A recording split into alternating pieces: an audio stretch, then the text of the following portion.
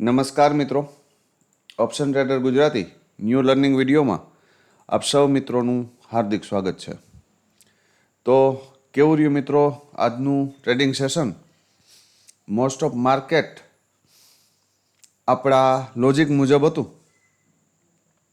Clean ભાષામાં ચર્ચા થઈ હતી આપણે કાલે કે 25,175ની ઉપર એક 15 મિનિટની કેન્ડલનું ક્લોઝિંગ આવી જાય એટલે આપણે આ લેવલ જો બતાવી દેશે માર્કેટ 25,310, અને એમાં કોઈ શંકાને સ્થાન નથી. બરાબર, એની ઉપરનું એક લેવલ હતું 360નું, ત્યાં સુધી ગયું માર્કેટ. પણ મને થોડી શંકા હતી કે કદાચ આની ઉપર ન નીકળી શકે કેમ કે આ સ્ટ્રોંગ રેઝિસ્ટન્સ હતો. પણ અહીંયા સુધીની મેં મૂવમેન્ટ પિક કરી લીધી હશે ને તો પણ માર્કેટમાં કાંઈ કરવાની જરૂર છે નહીં. જોઈ લઈએ આપણે, કેમ કે મને નાના નાના લેવલ આપવા મગજમાં બેસતા નથી. બરાબર, ક્લીન જ વસ્તુ છે કે અહીંયાથી એને અહીંયા જ જવાનું છે, તો વચ્ચે લેવલ શું કામ આપવું ભાઈ? બરાબર, એક મિત્રની કાલે કોમેન્ટ હતી, એનું ક્લિયર કરી દઉં કે સાહેબ 5 મિનિટની ટાઈમ ફ્રેમ ઉપર એનાલિસિસ કરો. 5 મિનિટમાં ભાઈ એસએલ હન્ટિંગ વધારે થાય છે. બરાબર, અને એને તમે મેનેજ કરી શકશો નહીં. બરાબર, જ્યારે 15 મિનિટની ટાઈમ ફ્રેમનું જે કંઈ પણ એનાલિસિસ હશે આપણું, એની અંદર 5 થી 7 પોઈન્ટનો એસએલ હશે, એની સામે 50 થી 60 પોઈન્ટના ટાર્ગેટ હશે. બરાબર, તો આ કરાય એ ન કરાય. બરાબર, અને મોસ્ટ ઓફ મારું એનાલિસિસ 15 મિનિટ ટાઈમ ફ્રેમ ઉપર જ વધારે હોય છે. બરાબર, તો હવે એ મહેનત તમારે કરવું પડે. બરાબર, કેમ કે પહેલાંમાં 5 મિનિટ ટાઈમ ફ્રેમમાં એસએલ હન્ટિંગ વધારે થાય છે. બરાબર, તો એ નુકસાન તમને જ છે. ઠીક છે, હવે જોઈ લઈએ આપણે એક કોલનું પ્રીમિયમ કાલનું અને એક પુટનું પ્રીમિયમ. અત્યારે લગભગ 11 વાગ્યા છે એટલે વધારે ચર્ચા નહીં કરીએ. પણ કાલ આ 25,250ના પ્રીમિયમમાં આપણે ચર્ચા થઈ હતી કે જો ભાઈ આ પ્રીમિયમ આપણે ક્યાં મળી જાય 87, પણ અહીંયા તો મળ્યું નહીં. બરાબર, સીધું ક્યાં મળ્યું તો કે 115ની આજુબાજુ, ત્યાંથી સીધી ફર્સ્ટ કેન્ડલનું ક્લોઝિંગ આવે છે લગભગ 150. તો અહીંયા તો આપણો કોઈ ટ્રેડ બનતો નથી. બરાબર, તો આપણો ટ્રેડ ક્યાં બને તો કે ભાઈ જ્યાંથી ગયું છે એની નિયર બાય આવીને સપોર્ટ લે તો આપણે આમાં કંઈક ટ્રાય કરશું. બરાબર, જ્યારે આ કેન્ડલે ક્લોઝિંગ કર્યું, જે એક્સપિરિયન્સવાળા મિત્રો છે આ હેમર કેન્ડલના કન્ફર્મેશનથી બેસી શકે. પણ તમારે ફૂલ કન્ફર્મેશન, કેમ કે એક ડિરેક્શન તો ક્લિયર જ છે કે માર્કેટ અપસાઇડ જ છે. ગઈકાલે જે રીતે મેં તમને સમજાવ્યું એ પ્રમાણે તમે જોવો તો પુટનું પ્રીમિયમ તો કે બેઝની નીચે હતું. એક મિત્રનો મને મેસેજ આવ્યો હતો કે સાહેબ પુટ લેવાય? એટલે મેં એને એવો પ્રશ્ન કર્યો હતો કે ભાઈ તમારી પાસે શું કન્ફર્મેશન છે? પુટનું પ્રીમિયમ તો બેઝની નીચે છે, તો એને કઈ રીતે લઈ શકાય? બરાબર, એટલે એના સામે તો આપણે જોવાનું નહોતું. જોવાનું તો માત્ર કોના સામે હતું? આ કોલના પ્રીમિયમ સામે. બરાબર, તો કોલનું પ્રીમિયમ અહીંયા હોલ્ડ કર્યું તો અહીંયાથી એન્ટ્રી કરી શકાય. આપણો પહેલો ટાર્ગેટ કયો આવે તો કે એ પરફેક્ટ આપ્યો છે. બરાબર, એની ઉપર નીકળે તો ક્લીન વસ્તુ હોય કે આપણું લેવલ. બરાબર, તો ત્યાં સુધી પણ પરફેક્ટ ગયું છે. એનાથી નીચે આવ્યું, પુલબેક માર્યું, ફરી ઉપર નીકળ્યું તો આપણું નેક્સ્ટ લેવલ હતું 213, એની ઉપર ગયું છે. તો ભાઈ આનાથી વિશેષ આપણે બીજું શું જોઈએ? ફરી એક વખત તમને મોકો આપ્યો જો અહીંયા 213થી ફરી ક્યાં આવ્યું તો કે આ જ એરિયામાં આવ્યું, દેખાય છે, અને ત્યાંથી જ પાછું બાઉન્સ બેક કરી ગયું. ક્યાં સુધી તો કે અહીંયાથી પણ સારો એવો ટાર્ગેટ હતો. બરાબર, એક ટાર્ગેટ આપણો આ છે. હું એમ કહું કે આપણે 186 સુધી જ લેવા છે, આ 213 નથી જોતા. પણ અહીંયાથી ફરી પાછો આ ડીપ આવે છે ને, તો અહીંયાથી આ હાઈ સુધી તો લઈ જ શકાય. મતલબ કે આ લેવલ સુધી લઈ શકાય. 167થી 213 આ પોઈન્ટ ઓછા નથી ભાઈ. બરાબર, તો આવા બે ટ્રેડ પકડી લઉં તો ક્યાં વધારે કંઈ પકડવાની જરૂર છે? પછી આ એરિયાની અંદર કોઈ સ્ટેબિલિટી છે નહીં, કેમ કે માર્કેટ જ્યારે વન સાઇડેડ જતું રહ્યું હોય ને તો પછી એન્ડ ઓફ ધ સેશન એ શું કરે તો કે સાઇડવેઝ. તો કેટલા મિત્રોએ આ બેમાંથી કોઈ ટ્રેડ પકડ્યા છે કોમેન્ટમાં જણાવજો.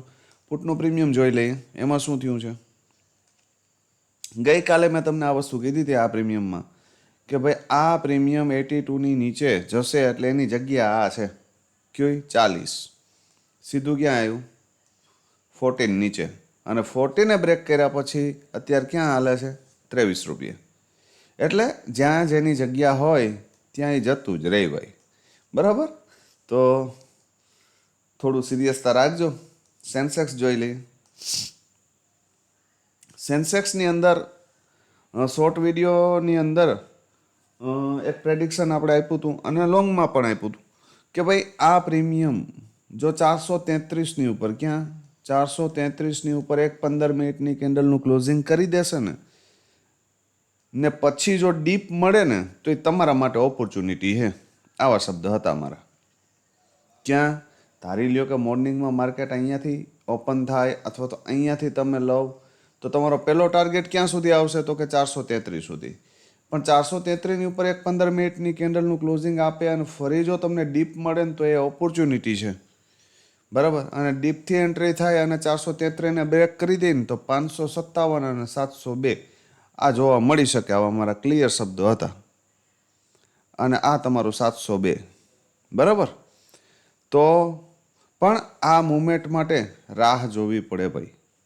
હું એવું નથી કહેતો કે એકી સાથે મુવમેન્ટ લઈ લ્યો, પણ અહીંયાથી એન્ટ્રી કર્યા પછી ફરી પુલબેક આવે છે, કોઈ લો બ્રેક નથી થતો, તો આપણો એક વ્યૂ ક્લીન હોવો જોઈએ કે હજી આ ટ્રેડ એક્ટિવ છે.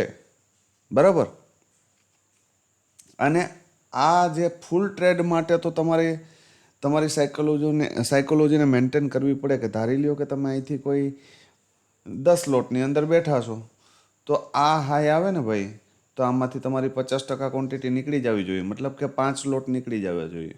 એના પછી આ સેકન્ડ ટાર્ગેટ આવે ને, બરાબર, અથવા તો આ હાઈ સુધી જાય તો ત્યાં તમારા બીજા 3 લોટ નીકળી જવા જોઈએ. બાકીના જે 2 લોટ છે ને એને બલિદાન દઈ દેવાના. ક્યાં સુધી તો કે જ્યાં સુધી માર્કેટ આ લેવલની નીચે ન જાય ત્યાં સુધી આપણે આને એક્ઝિટ કરશું નહીં, તો આ ટાર્ગેટ મળે. પણ કમસે કમ આમાંથી 50-50%નો ટાર્ગેટ પણ લઈ લઉં ને ભાઈ, તો પણ આ બેમાંથી એક જ ટ્રેડ કરવાની જરૂર છે, વધારે નથી. બરાબર, તો કોઈ મિત્રોએ આ ટ્રેડ લીધો હોય તો કોમેન્ટમાં જણાવજો. બરાબર, હવે જોઈ લઈએ. કાલે સેન્સેક્સની એક્સપાયરી છે એટલે સેન્સેક્સના 2 પ્રીમિયમ જોશું આપણે, અને સાથે સાથે નિફ્ટી તો જોશું જ. સૌથી પહેલાં વાત નિફ્ટી. હવે જો ભાઈ નિફ્ટી છે ને અત્યારે ક્લોઝ લેવલ ઉપર ઊભું છે. અહીંયાથી આમ પણ જઈ શકે અને અહીંયાથી આમ પણ આવી શકે, અને જો બેમાંથી કોઈ બાજુ ન જાય તો અહીંયા નાગિન ડાન્સ પણ કરી શકે. બરાબર, 3 પોસિબિલિટી છે. આ જગ્યામાંથી આ 3 પોસિબિલિટી છે. અહીંયાથી ઉપર, અહીંયાથી નીચે અને અહીંયા નાગિન ડાન્સ.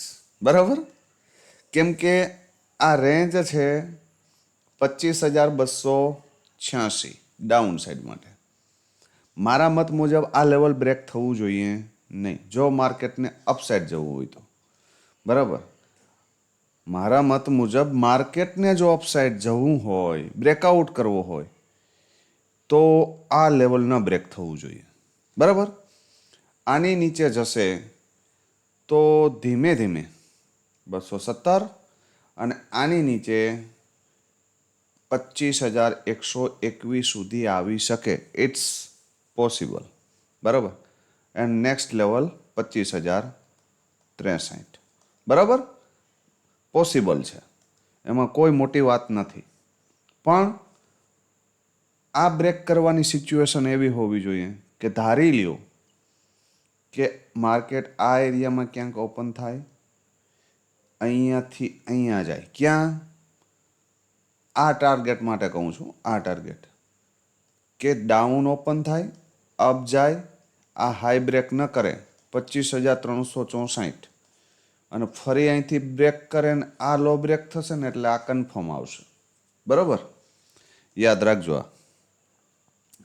પણ માર્કેટે જો 25,364ની ઉપર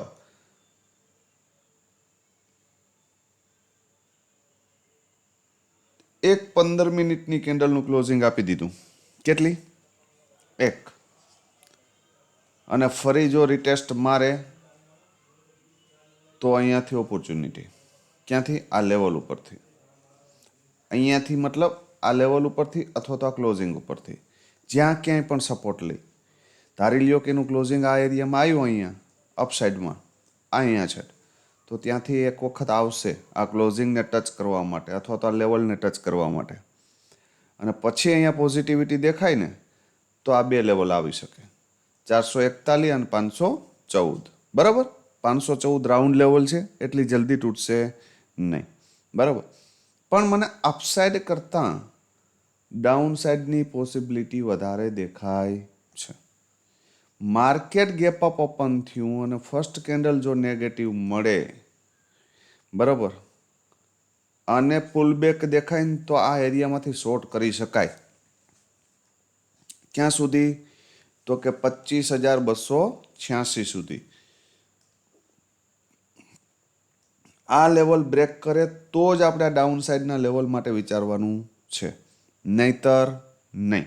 બરાબર, તો સ્ક્રીનશોટ મારી લેજો.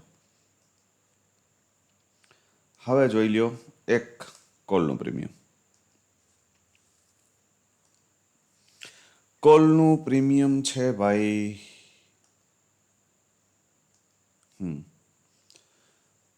25,400નો CE. શું થઈ શકે આમાં? ભાઈ જો આ પ્રીમિયમ છે ને, મારા મત મુજબ જ્યાં સુધી 84ની ઉપર છે ને ત્યાં સુધી સુરક્ષિત છે. બાકી એની જગ્યા ક્યાં છે? 30 થી 35ની આજુબાજુ. બરાબર, આ ક્લિયર રાખજો. જ્યાં સુધી આ 84ની ઉપર છે ત્યાં સુધી આ પ્રીમિયમની અંદર સારો એવો પાવર છે અહીંયાથી.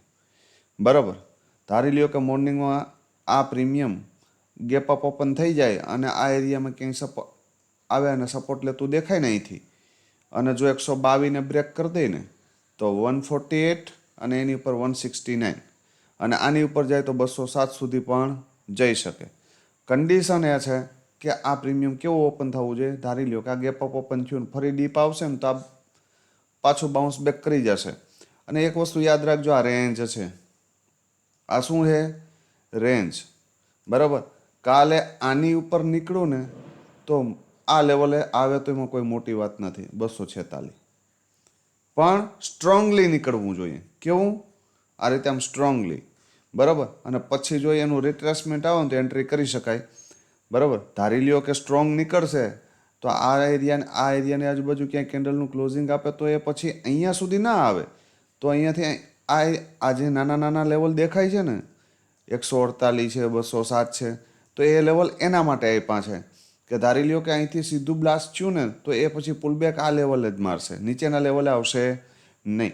પણ ખાસ યાદ રાખજો કે આ પ્રીમિયમ 122ની ઉપર નીકળ્યું તો જ બ્લાસ્ટ થશે. બરાબર, સીધું ગેપ અપ ઓપન થયું, એક કેન્ડલનું ક્લોઝિંગ 122ની ઉપર આવ્યું, ફરી ડીપ આવ્યું તો ઓપોર્ચ્યુનિટી. બરાબર, આ યાદ રાખજો. પણ ધારી લ્યો કે આ એરિયામાં જ ક્યાંક ઓપન થયું અને જો 84ને બ્રેક કર્યું તો પછી આની જગ્યા 30થી લઈને 35 સુધીમાં ક્યાંય સપોર્ટ લેતું દેખાય તો 84 સુધીના ટાર્ગેટ માટે બેસી શકાય. બરાબર, આ ક્લિયર. આ પ્રીમિયમને 30ની નીચે આપણે ભૂલી જઈશું, ડાયરેક્ટ નહીં તો હપ્તે હપ્તે. બરાબર, 3 કન્ડિશન કીધી છે. ડીપ મળે તો, અહીંયા મળે તો શું કરવું? અહીંયા મળી જાય ધારી લ્યો તો અહીંયા સુધી 148 અને 170 સુધી જઈ શકે. બરાબર, પણ ગેપ અપ ઓપન થયું ને તો પછી આ બધા લેવલો આવી શકે. It's possible. બરાબર, સમજદાર કોઈ સારા કાફી. હવે જોઈ લો એક પુટનું પ્રીમિયમ. હવે ભાઈ જો પુટનું પ્રીમિયમ અત્યારે ફૂલ ડિસ્કાઉન્ટમાં મળે છે. કેમાં મળે છે? ફૂલ ડિસ્કાઉન્ટમાં. મારા મત મુજબ હું પર્સનલ એવું ઈચ્છું છું કે આ પ્રીમિયમ આવતીકાલે 89ની પાર કરે તો આ પ્રીમિયમમાં મજા હે ભાઈ. ધારી લ્યો કે આ પ્રીમિયમ તમને મોર્નિંગમાં અહીંયા મળી જાય, ક્યાં? 58. સમજજો આ વસ્તુ ખાસ, 25,300નો PE છે, બરાબર. જો બ્રેકઆઉટ ઉપર ના આવ્યો ને તો આ જ પ્રીમિયમમાં મજા કરાવશે. આ માર્કેટ સાઇડવેઝ જશે ને તો પણ તમને 30-40 પોઈન્ટ આ પ્રીમિયમ આપશે. બરાબર, આ યાદ રાખજો. ધારી લ્યો કે આ પ્રીમિયમ ક્યાં મળી ગયું તમને 58, બરાબર, અથવા તો આની નીચે, અને જો પાછું 58ની ઉપર નીકળે ને તો એન્ટ્રી કરી શકાય. બરાબર, અને સીધો તમે 89ના ટાર્ગેટ માટે બેસી શકો. પણ ધારી લ્યો કે તમે અહીંયાથી બેઠા છો, 89એ નીકળી ગયા છો, પણ એક કેન્ડલનું 15 મિનિટની કેન્ડલનું ક્લોઝિંગ જો 89ની ઉપર આપી દે ભૂલમાં, અને પછી આ ક્લોઝિંગની નિયર બાય તમને માર્કેટ આ પ્રીમિયમ પાછું રિટેસ્ટ કરતું દેખાય ને, અને અહીંયાથી એન્ટ્રી તમારી બને અને 89ને બ્રેક કરે ને તો 132, 168, અને યાદ રાખજો 219 પણ દૂર નહીં હોય. કન્ડિશન એ છે કે એક 15 મિનિટની કેન્ડલ અહીંયાથી ઓપન થઈને જઈને ક્લોઝ કરે, અથવા તો ઉપર ફર્સ્ટ કેન્ડલ જ ઓપન થઈને સીધી ક્લોઝ કરે, પણ એક 15 મિનિટની કેન્ડલ 89ની ઉપર ક્લોઝ કર્યા પછી આ લેવલ જોવા મળી શકે. 168 તો ઇઝીલી જતું રહેશે. બરાબર, અને એનાથી ઉપર જાય તો આ લેવલ 219.